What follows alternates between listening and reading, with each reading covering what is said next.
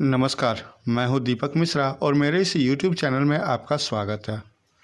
आज का यह वीडियो 12वीं क्लास के अंग्रेजी विद्यार्थियों के लिए है। यह वीडियो आधारित है मॉडल टेस्ट पेपर पर। मेरी कोशिश रहेगी कि फर्स्ट टर्मिनल एग्ज़ाम को लेकर जितने भी मॉडल सेट्स हैं उनको सॉल्व करते हुए आपके लिए वीडियो बनाऊं। तो सबसे पहले जान लेते हैं कि एग्ज़ाम का प्रारूप क्या होगा, प्रश्न पत्र का प्रारूप क्या होगा। इंग्लिश के लिए समय है 1 घंटा 30 मिनट। ऑल क्वेश्चंस आर कंपलसरी, सभी प्रश्न अनिवार्य होंगे। The total number of question is 40। जो क्वेश्चंस की संख्या है वह 40 है। टोटल जो कुल प्रश्न होंगे उन प्रश्नों की संख्या 40 होगी। ईच क्वेश्चन कैरीज 1 मार्क और प्रत्येक सवाल का वैल्यू 1 नंबर होगा, यानी जितने भी क्वेश्चन होंगे एक नंबर के होंगे। 4 options are given, select the most correct option. और वैकल्पिक होंगे, हर प्रश्न के विकल्प दिए होंगे और आपको चूज करना है सही जो विकल्प होगा। No marks will be deducted for wrong answer, और गलत जवाब के अंक काटे नहीं जाएंगे। तो यह था। इसके जो फर्स्ट नंबर क्वेश्चन है वह है read the passage carefully and answer the question that follows. आपको पैसेज पढ़ना है, सावधानी पूर्वक अर्थ को समझना है और उसके ऊपर आधारित जो भी प्रश्न है उसका जवाब देना है। तो मैंने जो सेट है, सेट से वह जो पैसेज है उसे उतार लिया है कागज़ में, ताकि मैं आपको अच्छी तरह से समझा सकूं।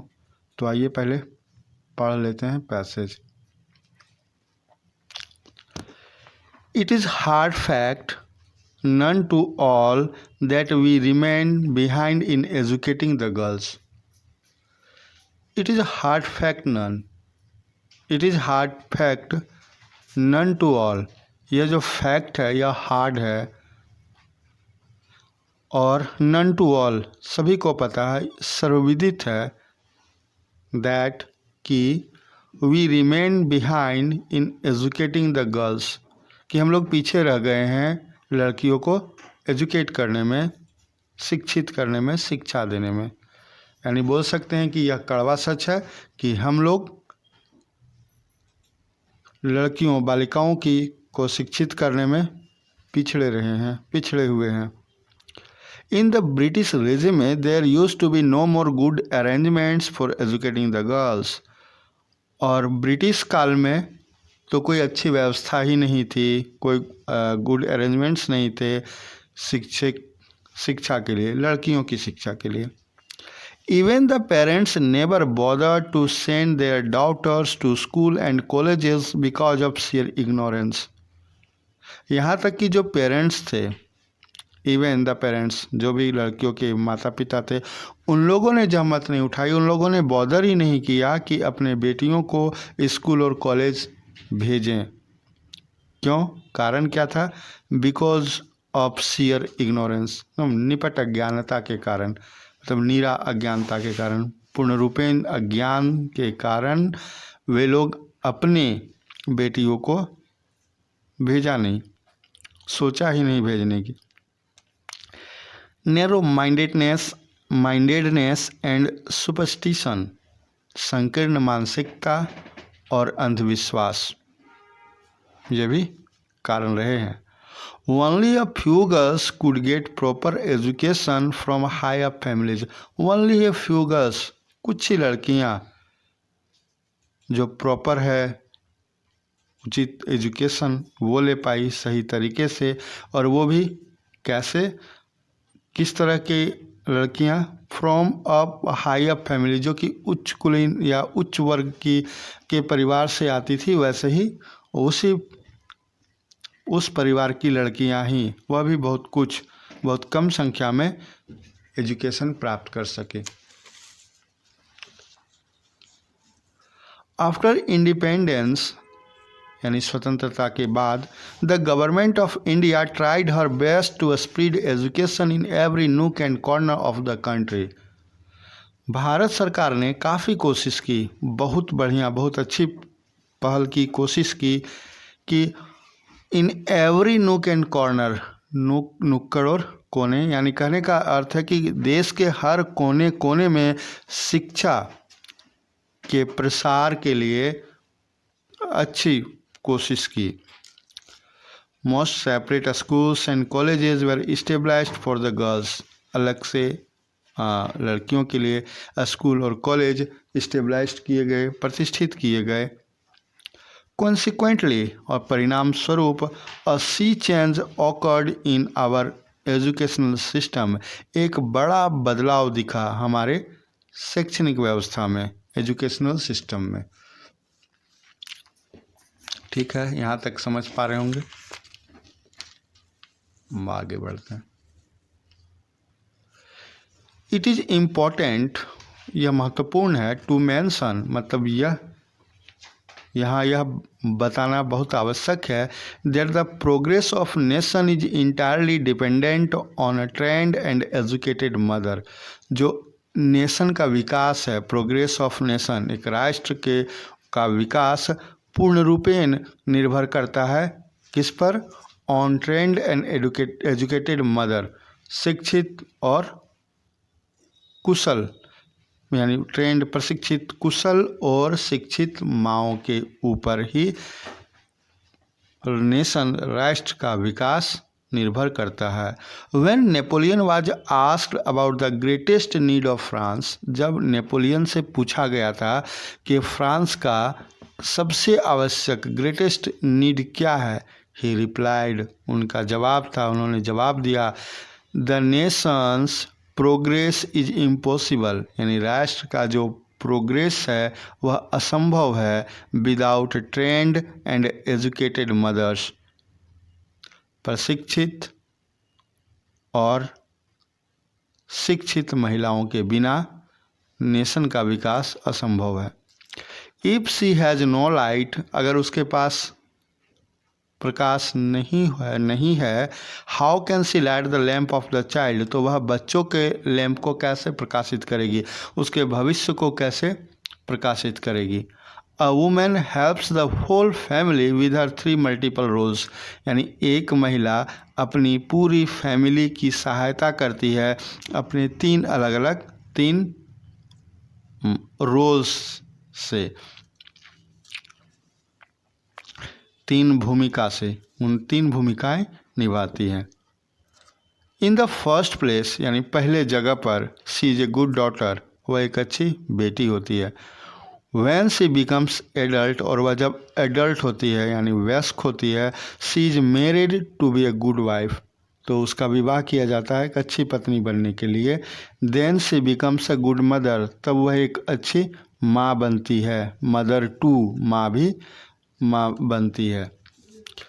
It is the education that fills in her all the words to play her role successfully, और यह शिक्षा ही है कि उसमें वह योग्यता भर देती है कि वह इन तीनों ही अपने जो किरदार है, जो रोल है, भूमिका है, उसे वह अच्छी तरह से सफलतापूर्वक निभा सके, प्ले कर सके।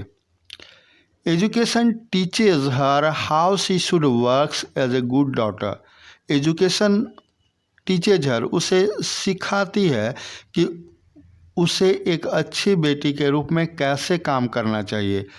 How she should work as a good daughter, wife and mother, यानी पूरा सेंटेंस यहाँ से हो जाएगा कि एजुकेशन वैसे सिखाती है कि उसे एक अच्छी बेटी, अच्छी पत्नी और अच्छी माँ के रूप में कैसे काम करना चाहिए।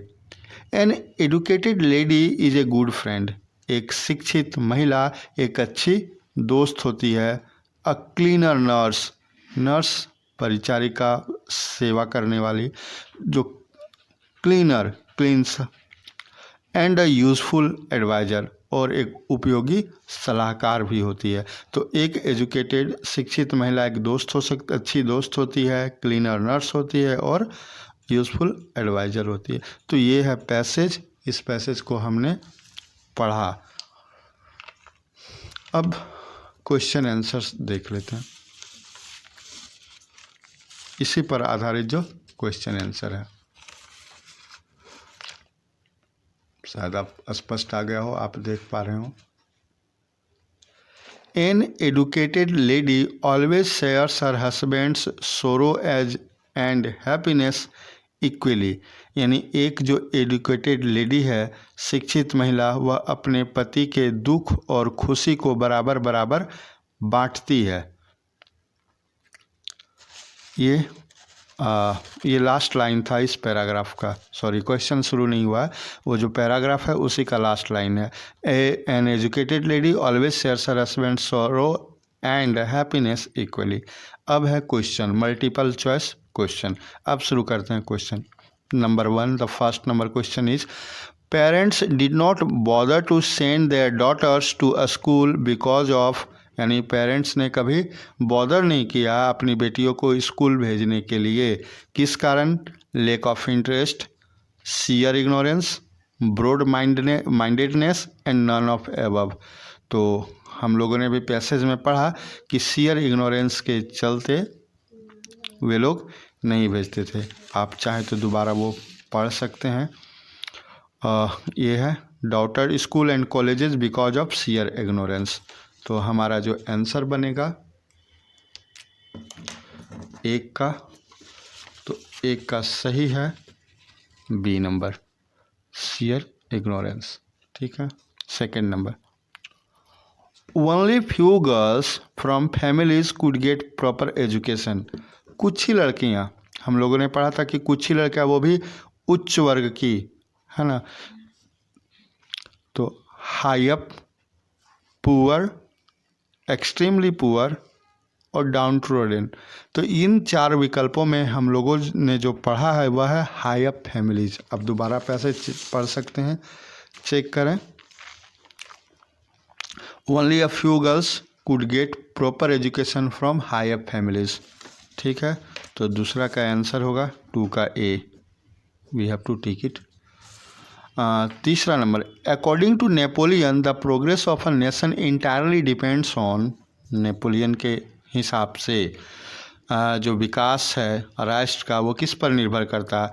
अनट्रेंड एडुकेटेड मदर्स नहीं, untrained and uneducated educated mothers नहीं, ट्रेंड एंड अनएजुकेटेड मदर्स ये भी नहीं, ट्रेंड एंड एजुकेटेड मदर्स यह था, यही आंसर भी है। आप एक बार फिर पैसेज पढ़ लें, डी नंबर होगा, तीसरा का डी। चौथा, an educated lady always shares her husbands, last यह लाइन था, यहाँ पर ये लाइन देख लें, shares her husbands sorrows and happiness equally, है ना। तो ये हमें her husband's sorrows and happiness, just tick option number A. 5. Which one is not included in the 3 multiple roles played by a woman according to the passage? इस passage के हिसाब से हमने देखा कि 3 भूमिकाएं, 3 रोल निभाती हैं महिलाएं। तो ये लिख रहा है कि कौन सा इसमें इंक्लूडेड नहीं है। तो गुड वाइफ हम लोगों ने पढ़ा, गुड सिस्टर, गुड डॉटर और गुड मदर। तो good wife, good daughter, good mother, ये 3 चीज़ों के बारे में तो हम लोगों ने पढ़ा, लेकिन गुड सिस्टर नहीं है, तो ये इंक्लूडेड नहीं है गुड सिस्टर। ठीक है, आगे पढ़ते हैं। What is meant by every nook and corner, यानी हर एक नुक्कड़ और कॉर्नर में, तो इसका मतलब क्या हुआ? हर जगह, ऑल ओवर। तो 6 का A. 7 number, which of the following is not meaning for the words sea change. Sea change का मतलब क्या था, हम लोगों ने देखा एक बड़ा बदलाव आया था ना, तो बदलाव तो big and noticeable change, big यानी बड़ा और नोटिसेबल जो नोटिस किया जा सके, देखा जा सके, प्रतीत हो, तो नोटिसेबल चेंज परिवर्तन। मेटामॉर्फोसिस इसका मतलब भी होता है कायाकल्प, तो यह भी इसी से रिलेट करता है। सुपरफिशियल सतही रूप से, एक हो जाएगा नो चेंज यानी कोई परिवर्तन ही नहीं, तो ये हुई होगा 7 का डी जिसका कोई परिवर्तन नहीं है। तो एक पैसेज में यह वीडियो लगभग 15 मिनट का हो गया, तो इसके आगे और भी बहुत से क्वेश्चन आंसर हैं, तो उन सभी प्रश्नों का समावेश इस एक वीडियो में संभव नहीं है, तो मैं और भी वीडियो बनाऊंगा और एक सेट पहले कंप्लीट कर लेता हूं, फिर अगला सेट जो भी उपलब्ध होता है मैं आपको आपके लिए फिर बनाकर अपलोड करता हूं। उम्मीद करता हूं आज का यह वीडियो पसंद आया होगा, आप सब समझ पाए होंगे। वीडियो देखने के लिए बहुत बहुत धन्यवाद।